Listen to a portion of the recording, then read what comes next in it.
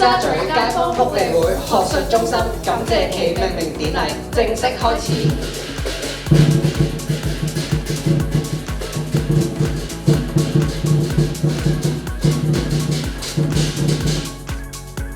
通大嶼善舉流科。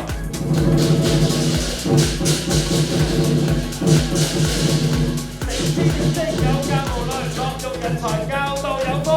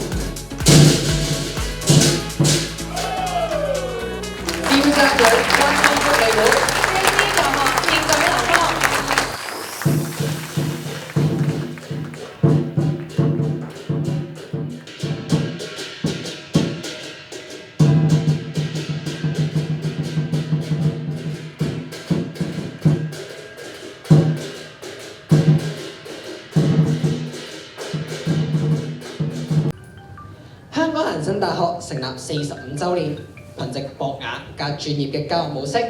我哋堅守咗創校嘅信念，繼續培育年輕人才，應付未來嘅挑戰。我哋今日嘅成就同埋發展都有賴社會各界嘅支持。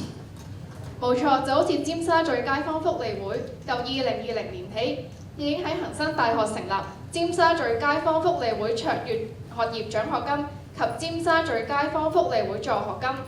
今年更加捐款港幣500萬元，支持恒生大學策略發展。恒生大學特別命名尖沙咀街坊福利會學術中心，以答謝尖沙咀街坊福利會嘅支持。我哋而家身處嘅尖沙咀街坊福利會學術中心，可以同時容納高達120人。由於其他嘅學習設施，尖沙咀街坊福利會學術中心嘅用途相當之廣泛，唔單止係用於學生上堂，仲可以舉辦學術研討會、學生文化活動，甚至係大型講座。我希望借大家熱烈嘅掌聲，多謝尖沙咀街坊福利會。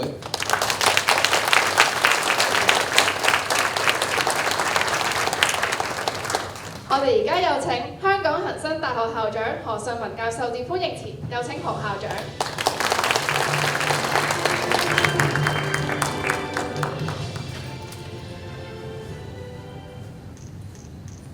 蘇仲平理事長、潘新昌主席、尖沙咀街坊福利會各位領導，我哋嘅咁多位校董、校務委員，好多嘅嘉賓朋友，我哋嘅同事同埋同學，大家下午好。首先喺度咧係代表大學咧係感謝大家抽時間出席今日尖沙咀街坊福利會學術中心感謝暨命名嘅典禮。我謹代表恒生大學全體嘅師生，衷心感謝尖沙咀街坊福利會嘅慷慨捐助，同埋一直以嚟對我哋嘅支持啊！尖沙咀街坊福利會同恒生大學有好密切嘅聯繫。自從喺2020年開始咧，已經喺恒生大學設立咗獎助學金，支持我哋培育人才嘅一個使命啊！今次恒生大學得到蘇仲平理事長同埋一眾理事嘅厚愛咧，支持我哋嘅校園策略發展基金，體現咗佢哋對恒生大學嘅信任肯定同埋鼓勵。為表示感謝咧，我哋特別係將呢個多功能嘅活動室命名為尖沙咀街坊福利會學術中心，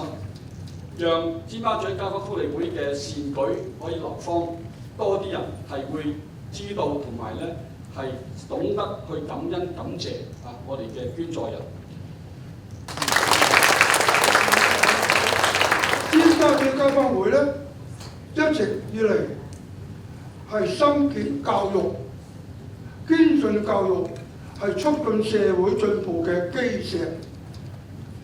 為咗推動本港大學教育嘅發展，我哋非常高興能夠邀請到各位出席今日嘅儀式，係見證尖沙咀街坊福利會捐贈咗500萬元俾香港恒生大學，以支持教育嘅發展，並舉行尖沙咀街坊福利會學術中心嘅命名典禮。呢個係一個重要嘅里程碑，標誌着本會對教育嘅事業持續嘅承諾。尖沙咀街坊福利會一直以嚟都致力促進社會嘅發展同埋進步。過去多年嚟，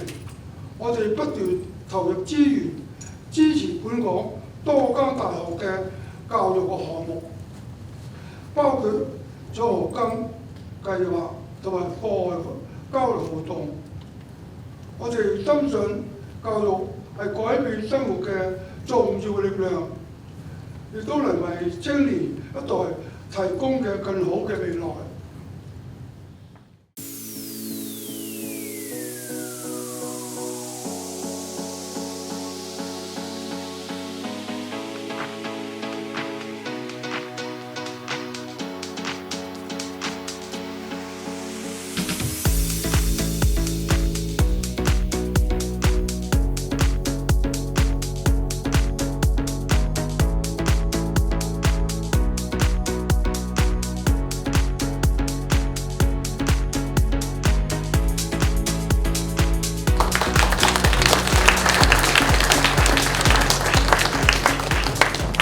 接住落嚟係一個簡單而隆重嘅揭幕儀式。而家請大家準備，我哋一齊倒數3聲，3、2、1，